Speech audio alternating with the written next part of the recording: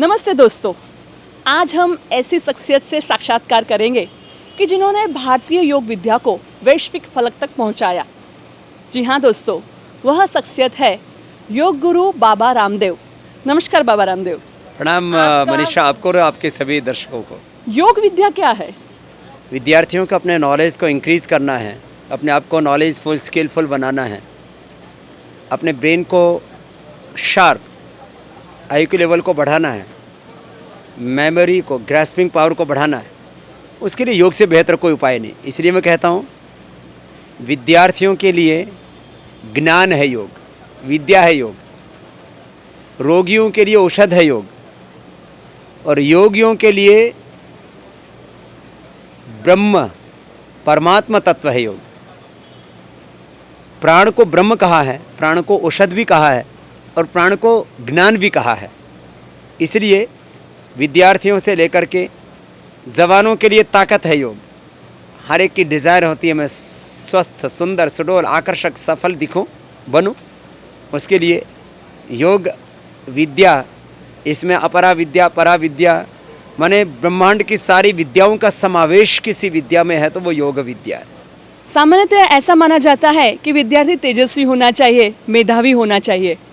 तो विद्यार्थी कौन से आसन करे जिससे उसकी बुद्धि तेजस्वी बने? विद्यार्थियों के लिए कम से कम 5 प्राणायाम, इसको भस्त्रिका कहते हैं। दूसरा ही अनुलोम विलोम।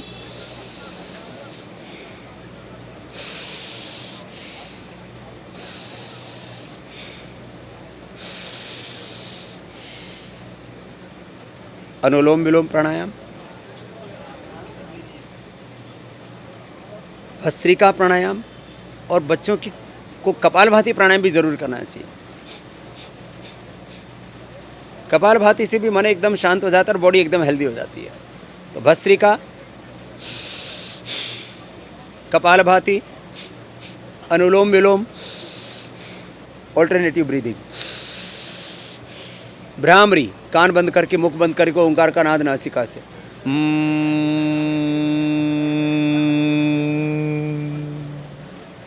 फिर ओम ओम।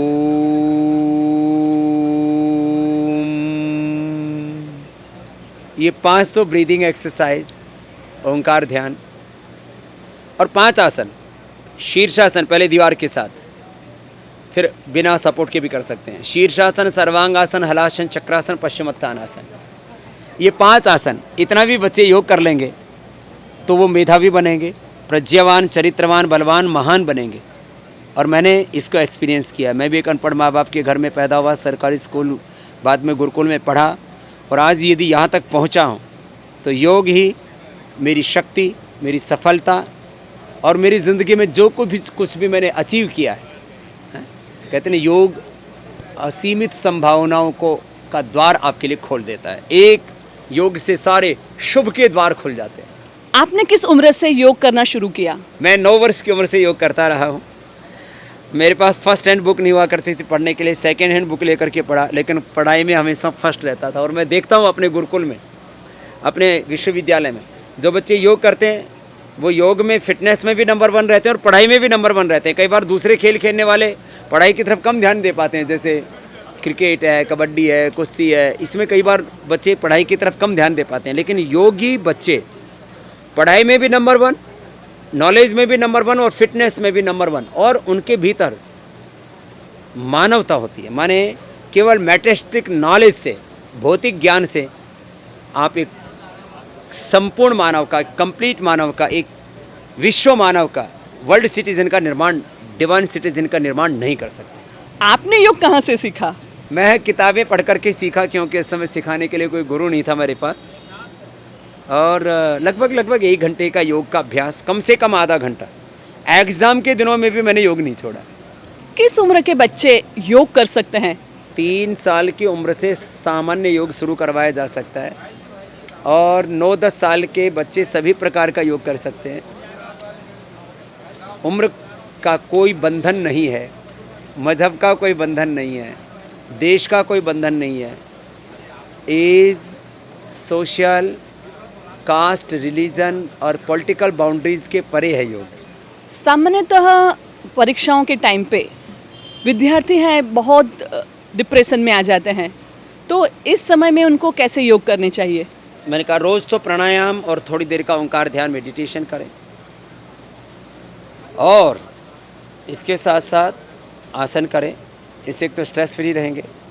परीक्षा में घबराहट के दो ही कारण होते हैं, एक तो कॉन्फिडेंस लूज़ कर देते हैं, तो योग से कॉन्फिडेंस आता है। और मैंने इसको लाइफ में हमेशा एक्सपीरियंस किया है, अपने ऊपर और हज़ारों बच्चों पर।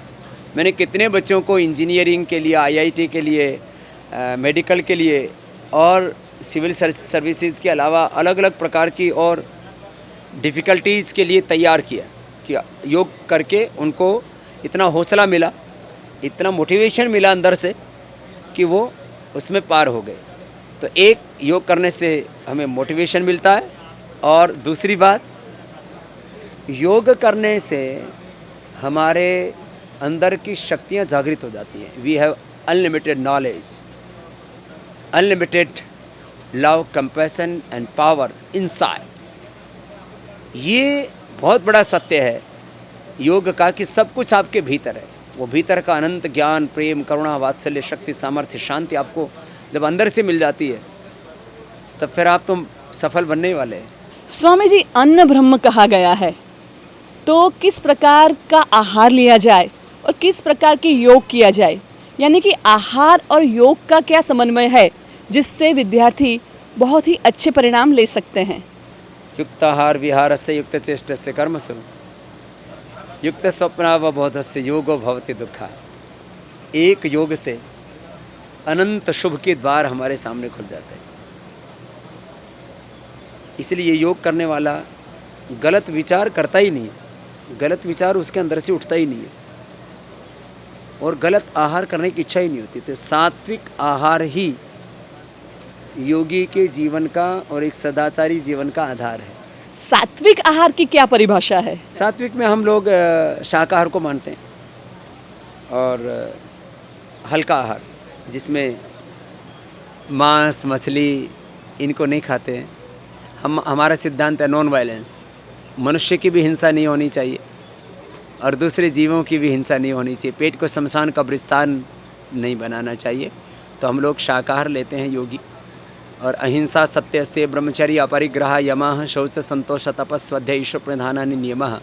यम नियमों का पालन करते हैं। यम नियम, आसन, प्राणायाम, प्रत्याहार, धारणा, ध्यान, समाधि, ज्ञान योग, कर्मयोग, भक्ति योग, अष्टांग योग, राजयोग, हठ योग, ये सब योग करने वाले आहार की और विचार की शुचिता पर बहुत बल देते हैं। बाकी कुछ लोग तो मांसाहार करते ही हैं, वो भी योगाभ्यास करते करते मांसाहार छोड़ देते हैं। अपने आप ही मांसाहार करने की इच्छा ही नहीं होती, बीड़ी सिगरेट शराब पीने की इच्छा ही नहीं होती है, झगड़ा करने की इच्छा ही नहीं होती। इसलिए मैं बोलता हूँ रोग मुक्त, तनाव मुक्त, हिंसा, अपराध, अराजकता मुक्त एक स्वस्थ सभ्य समाज की हमें रचना करनी है, तो वो योग से ही हो सकती है। जब भी परीक्षाओं का परिणाम आता है तो हम देखते हैं कि कुछ बच्चे आत्महत्या कर लेते हैं। उन्हें रिजल्ट कम आता है तो वो आत्महत्या करते हैं। तो ऐसा क्या किया जाए कि आत्महत्याएं कम हो जाएं? जो योग करता है, मैंने कहा ना, उसका हौसला इतना बढ़ जाता है, उसका कॉन्फिडेंस लेवल इतना बढ़ जाता है कि वो आत्महत्या करने के बारे में सोचता ही नहीं। तो ठीक है, कभी पराजित भी होंगे तो फिर विजयी होंगे। हर पराजय विजय के लिए होती है, हर असफलता सफलता को सिखाती है। तो योगी जो व्यक्ति होता है, मैंने कहा ना, उसका पूरा माइंडसेट चेंज हो जाता है। एक होती है हमारी लोअर कॉन्शियस, योग करने वाला हायर कॉन्शियस में आ जाता है। एक छोटा सा बच्चा जो बहुत ही छोटे से गांव में रहता था, वो आज योग गुरु बना है, बाबा रामदेव बना है। तो ये सफ़र कैसा रहा? मैंने तो जीवन में विचार के तौर पर दो चीज़ों को पकड़ा, विकल्प रहित संकल्प, अखंड प्रचंड पुरुषार्थ। जो एक बार संकल्प ले लिया उससे पीछे नहीं हटना, और उसको पूरा करने के लिए अखंड प्रचंड पुरुषार्थ करना, सब दिशाओं से, सामाजिक, आर्थिक, राजनीतिक, धार्मिक, आध्यात्मिक, तो सफलता मिलती है। और ये विकल्प रहित संकल्प और अखंड प्रचंड हमारे जीवन में बना रहे पुरुषार्थ, इसके लिए सुबह सुबह योग करना, दिन भर कर्म योग करना, कर्म को अपना धर्म पूजा मान करके करना। ऐसे ही मैंने किया है और जीवन को जिया है। मैं ऐसा मानता हूँ, जिसको दुनिया के लोग नेम फेम बोलते हैं कि स्वामी जी आप बहुत फेमस हो गए हो, आपके पास इतना साम्राज्य है, आपने इतना सफल जीवन जिया है। I am always talking about yoga. The ultimate goal of yoga is self healing and self realisation, but these are the by products. माने आपकी लाइफ में जब आप योग करते हो तो योग के परिणाम स्वरूप आपको इस जीवन में, जिसको सफलता बोलते हैं, सम्मान बोलते हैं, ऐश्वर्य बोलते हैं, ये आपको मिलता है। योगी के जीवन की चाह कभी फल की प्राप्ति नहीं होती है। इसी को गीता में कहा, कर्मण्येवाधिकारस्ते मा फलेषु कदाचन। अपना कर्म करते जाओ, योग करो, कर्म योग करो। आपके जीवन में जो भी परिणाम होगा शुभ ही होगा, क्योंकि भगवान हमारे कर्म फल की व्यवस्था करने वाले हैं, वो न्यायकारी हैं। किसी भी देश का भविष्य उनके बच्चे होते हैं, तो इन बच्चों के लिए आप क्या संदेश देना चाहेंगे? बच्चे इस देश का वर्तमान और इस देश की भावी पीढ़ी देश का भविष्य है। वो हमारे कुल खानदान का भी भविष्य है और आने वाली मानवता का भी भविष्य है। इसलिए बच्चे अपने आप को गौरवान्वित महसूस करें कि हम भारतवर्ष में पैदा हुए, हम ऋषियों की संतान हैं, भगवान की संतान हैं। अपने भीतर दीनता हीनता का भावना आने दें। सुबह योगाभ्यास करके अपने ज्ञान को, अपने शक्तियों को और बढ़ाएं और हमेशा सोचें मुझे नंबर 1 बनना है और अपने भारत को नंबर 1 बनाना है। मुझे महान बनना है और जब मैं महान होऊंगा तो मेरा भारत महान होगा। रामदेव जी, अभी भारत में कई प्रदेश ऐसे हैं कि जहां पर 1000 बेटों के सामने सिर्फ 840 बेटियां हैं, तो इन बेटियों को कैसे बचाया जाए? बेटा और बेटी में हमारे यहाँ कोई भेद नहीं माना गया है। दोनों के अंदर आत्मा एक ही जैसी है। बॉडी इज इक्वल, 5 एलिमेंट्स से बनी हुई बॉडी है। सोल, आत्मा is equal and super soul god, भगवान खुदा वाहिगुरु परमात्मा, वो भी एक ही है। तो जो एकत्व को देखते हैं उनके लिए स्त्री पुरुष में कोई भेद नहीं है। और जो शक्तियाँ पुरुषों में हैं कहीं उनसे ज़्यादा माताओं में हैं, क्योंकि एक माँ ही, एक स्त्री ही एक पुरुष को जन्म देती है। इसलिए पुरुष से महान है उसको जन्म देने वाली जननी माँ। 21 जून को इंटरनेशनल योग डे घोषित किया गया है, तो ये तारीख, ये दिन कैसे पसंद किया गया? दरअसल 21 जून सबसे बड़ा दिन है और योग से बड़ा दिन तो कोई हो ही नहीं सकता, इसलिए 21 जून को तय किया। एक रैपिड फायर राउंड कर लें। सबसे पहले बताइए कि आपका पसंदीदा पुस्तक कौन सा है? मेरी पसंदीदा बुक रही है उपनिषद और महर्षि दयानंद का साहित्य। जगह? खैर जगह मेरा इंडिया है, क्योंकि मैं इसमें करीब 20 लाख किलोमीटर घूमा हूँ। अभी भी पूरी दुनिया में मेरी डिमांड है, लेकिन मुझे भारत सबसे प्यारा लगता है। घर का कौन सा कोना पसंद है? मेरे लिए हर जगह भगवान का मंदिर है। खाना? हरी शाक सब्जियाँ और कम खाना और भगवान का प्रसाद मान करके अन्न ग्रहण करना। अन्न ब्रह्म है। जिंदगी का डेस्टिनेशन क्या है? मेरा डेस्टिनेशन है सुबह उठ करके पूरा भारत योग करे, मैं योग करूं और योग की महिमा पूरे देश दुनिया को बताता जाऊं और अंतिम श्वास तक योग करता करता मैं योग में ही समा जाऊं। देश में कुछ बदलने जैसी बात लगे तो क्या है? देखिए, राजनीतिक आज़ादी हमको मिल गई, लेकिन आज़ादी के 70 वर्षों बाद भी हम ईस्ट इंडिया कंपनी जैसी हजारों कंपनियों के द्वारा लूटे जा रहे हैं। ये आर्थिक लूट और गुलामी बंद हो और उसके द्वारा जो भी लाभ होगा, हमने सोचा, ये संकल्प तय किया है हमने कि वो एजुकेशन, रिसर्च और दूसरे गरीबों की सेवा, चैरिटी के लिए लगेगा। बाबा रामदेव को कौन सी व्यक्ति पसंद है? हमारे मुरारी बापू। ऐसे तो सभी महापुरुष मुझे पसंद है, लेकिन मतलब जिनका बहुत प्रेम, बहुत करुणा है। आशीर्वाद किससे लेंगे? आशीर्वाद तो उठते ही सबसे पहले तो धरती माता से लेता हूँ। माता भूमि पुत्र हम पृथ्व्या। फिर समस्त गुरु सत्ता और पूरे इस अस्तित्व के प्रति कृतज्ञतापूर्वक प्रणाम करता हूँ कि मेरी जो एग्जिस्टेंस है, मेरा अस्तित्व है, ये इस पूरी सृष्टि से है और मेरा इस सृष्टि के प्रति दायित्व है। कौन सा इलेक्ट्रॉनिक गैजेट पसंद करते हैं? मैं कोई मोबाइल, कोई नेट फैट ये कुछ नहीं देखता हूँ। हाँ, मैं फेसबुक पर ज़रूर रहता हूँ। चाहता हूँ कि ज़्यादा से ज़्यादा लोग इस पर जुड़ें, क्योंकि ये अफवाह फैलाने का भी बहुत बड़ा तंत्र है और सत्य को प्रतिष्ठापित करने की भी बहुत बड़ी ताकत इसमें है। कौन सा आसन आपको सबसे ज़्यादा भाता है?